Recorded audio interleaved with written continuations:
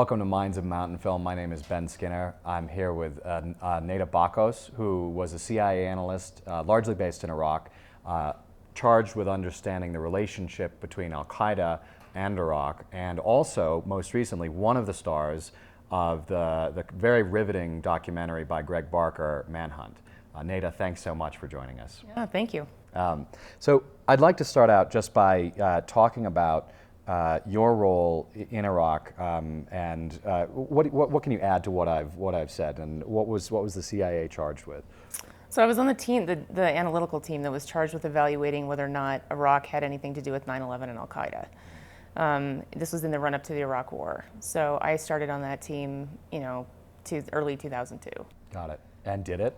It did not have anything. Iraq and the Saddam regime didn't have anything to do with 9/11 or Al-Qaeda. Got it. Was there a sense that changed over time? Obviously, with the growth, the rise to power of Zarqawi, there was a moment when that shifted. What was that moment? So after the invasion, Yeah. so closer to 2004, Zarqawi started working more closely with the Al-Qaeda leadership, and they were negotiating on him becoming part of Al-Qaeda. Yeah. Which, seems like semantics. And in the run-up to the Iraq War, it was used to partially justify the invasion. But it was a shift, a strategic shift in how Al-Qaeda in Iraq was functioning by joining Al-Qaeda, because they were able to attract more donors, more fighters, more experienced fighters, and have that kind of banner. Got it. In their name. In his memoirs, My Share of the Task, General McChrystal refers to Iraq as the Gettysburg of the War on Terror. It was a place where neither side really wanted to be, but it's where they wound up. Do you think that's a fair assessment? No, Zarqawi was actually, he had pinpointed Iraq. I mean, he was focused on the Levant prior to mumblings about the United States invading Iraq. And once I think that started coming about, he honed in on setting up base in Iraq. So he was there as soon as we invaded. As soon as we invaded? He was there prior to our invasion. Got it. He was there prior to our invasion because he had what we termed at the time a poisons camp in Kermal. Interesting. Which we knew about, and several times had the opportunity to take it out, but the decision was made to not do that. How was he recruiting fighters? He trained in Herat, Afghanistan, back with Al-Qaeda, like in the early 90s. So he had a whole network. He's pulling from the Maghreb, he's pulling out of North Africa and out of the Levant. So he had his own connections, in addition to tapping into a lot of the network cells that Al-Qaeda was recruiting from. Talk to me about the personality profile of the guy, because the film sort of hinted at it. It didn't go into the whole hunt and the killing, which again, General McChrystal, the heart of his book is all about that. But it also didn't really touch on where he comes from, how he got to be this, this rock star psychopath. I wonder if you could talk a little bit more about that. He grew up in Jordan, in Zarqa, which, a portion of that was a Palestinian refugee camp. And he grew up in a rough neighborhood. He was in and out of jail in his teens and younger life. That's where a lot of the proselytizing happened with the extreme version of Islam for him, was in jail, in addition to when he went into Afghanistan. So he was a thug. He wasn't a typical leader in that sense. Yeah. So he galvanized support by basically being the gang leader. He wasn't respected in the sense of like an Al-Qaeda commander would have been. Talk to me as much as you can about detainee ops. And how because of course in the hunt for Zarqawi, in the acquisition of information, detainee interrogations played a very, very key role. How did detainee ops evolve over our first 4 years in Iraq? So you're talking about U.S. military detainees? Exactly. Yes, yeah. Not CIA detainees. It certainly wasn't a clean-cut, clear path on how to elicit information. I mean, war is messy, and dealing with this issue is very messy. And whenever you engage in something like that, there's nothing. We were not prepared, first of all, for the engagement, and secondly, it was trial by fire, which is not, that's not a way I would advocate getting it done. Yeah. But detainee information did play a key role, especially toward the end. But the process all along and defining, because we had defined the network prior to the invasion even happening, it wasn't as instrumental. Now, I know you've been asked about Zero Dark 30 before, and I know there have been a lot of people who've compared you to the Maya character in this. On the issue of detainee interrogations, the big controversy with that film, of course, is that it appears to draw a direct line from the early, very coercive interrogations to the hunt, the eventual location and the killing of Osama bin Laden. What's your take on that? Do you feel like there was too much left out? Do you feel like that was actually a fair portrayal? So I didn't work on the Bin Laden account. Okay, if you've seen the film, by the way. I have seen the film. Okay. I wrote an article for Pacific Standard magazine.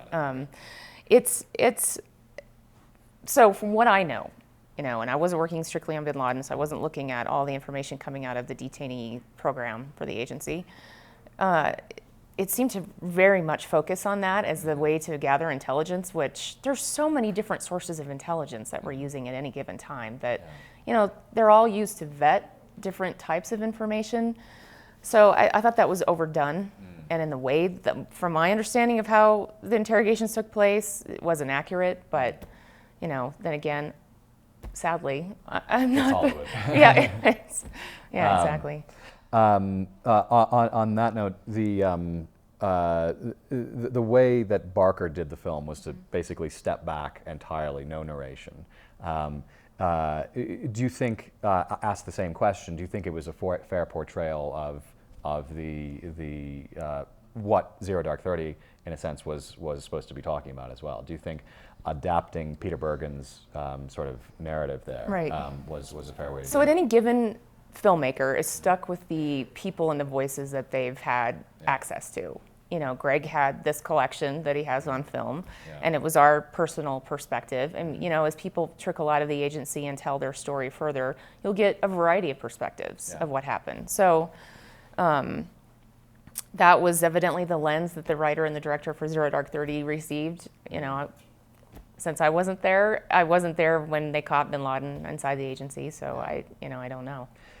There's another film that's shown at the festival, and I realize you haven't seen it, Dirty Wars, and you are absolved from commenting on it because you haven't seen it. But one of the characters in that film is Anwar al-Awlaki, who's been in the news recently because he was one of 4 American citizens that the administration recently acknowledged killing. Not all of those were targeted killings, but they were. But his in this case was he was the intended target. The film doesn't mention any of his coordination with those that plotted attacks in the United States. I realize it's a controversial question still, but what's your view? What's your informed view of whether al-Awlaki had in fact deserved to be on that kill list? I'm not as familiar with the al-Awlaki case. I understood who he was coming up within the ranks of Al-Qaeda, and I understand that he was involved with plotting. And if he was an operational commander of any kind, if he was involved in plotting of any kind, that's a target. We're not comfortable with the signature killings as a public. I mean, we've talked about this, quite a bit. And if you want to look at what in an aspect of targeted killings, I mean, that's what it looks like. Whether or not it should be done against a United States citizen is an entirely different question, and a valid question I think that we should be having. And I will say I have read Jeremy's book, and I've been at several film festivals with Jeremy, so we've had these conversations, quite a bit. And I think what I think is so great is being able to have the two films together at different film festivals, because Jeremy and I have talked about this. We don't, I don't want to put words in his mouth, but I don't see them as polar opposites by any means. I think both of them are feeding the conversation and not even coming from different sides, because a lot of what we talk about in Manhunt is this wasn't a time that we're necessarily standing up saying, we want to relive this again. These are the choices that we made, and that's the story of what happened. And we're telling it because we're saying, do you want to go down this road again? If we don't, what is our strategy going forward? Well, I found it interesting in Dirty Wars that supposedly one of the revelations of Dirty Wars was that If you kill 30 insurgents, then you've got 60 insurgents. I'd heard that long before, and I believe that the JSOC commanders, that this was part of the Coin Field Manual. This was part of the counterinsurgency doctrine, which is that the coin math is if you have 10 insurgents and you kill 2 of them, then you'll have 12 or you'll have 15. That attriting one's way out of an insurgency doesn't work, and it hasn't worked any time in history. Do you share that view? And am I right in my understanding, as somebody who wasn't in the tent? What was the view on counterinsurgency, and was it fully embraced in Iraq when you were there? So I see coin not as a strategy, but as a tactic. And so I think part of the issue of how it was employed was we thought it was going to be a strategy, and that's not really how I think it was built and meant to function, in my opinion. But given that, I think there's absolute validity to what we had called at the time termed whack-a-mole, where if you're taking out one person, there's going to be another person to take their place, if not 2, grooming 2 or 3 beyond that. And we could see that with the raids that were going on at the time, and that momentum of those raids. There wasn't a lot of utility involved with how those were being conducted and the intelligence being gathered from all of that. I mean, because eventually you're just going to work your way around the country, hitting every household, and that isn't a really targeted path forward for dealing with the issue at hand, and it certainly wasn't dealing with the insurgency. Right. How long were you in Iraq? What year did you leave? I was in and out. So when I actually moved over to the operational side later in 2004. Got it. Okay. And became the chief of the targeting team at that time. So 2 questions. You were there at a time when there was really a historic integration between the Joint Special Operations Command and the agency. These are 2 groups that historically did not always work together very well. You're bringing together vastly different cultures. You're sitting there alongside these operators that have, necks that are as big as most of our thighs, and they're running these. You're saying that. I've been around them, and I feel small. They're going out and they're acting on the intelligence that you're giving as soon as it comes in. Talk to me about the effect that had on both tempo and on effectiveness. So building that synergy initially, especially, we were having to move a lot of pieces and get a lot of things in place because politically, the 2, like you said, the 2 had not worked together in that capacity. But once the momentum picked up, that was a good process forward on how to execute some of the operations. But there's always the push and pull between the 2 organizations periodically, any political aspect. And so, there were bumps in the road once in a while. But that was unprecedented. So one last question, and it's a big one. You were there, or anyway, we've all seen how Iraq finally turned around, Sunni awakening, et cetera, et cetera. How do we end the war in Afghanistan? That's a good question, and I think it was the way that we prosecuted the war that was I just don't see a good ending. And fundamentally, I mean, looking backwards, this is easy to say now, but maybe not as well understood then. Al-Qaeda wasn't Afghanistan. Al-Qaeda was a non-state actor, and it wasn't a state-sponsored terrorism. There wasn't a 9/11 hijacker that was an Afghani.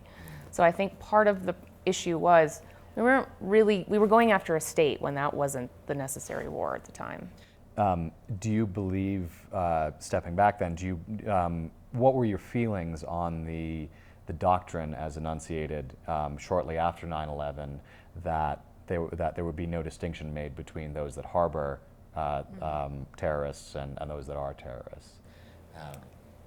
There's a difference between state sponsor and complicit harboring.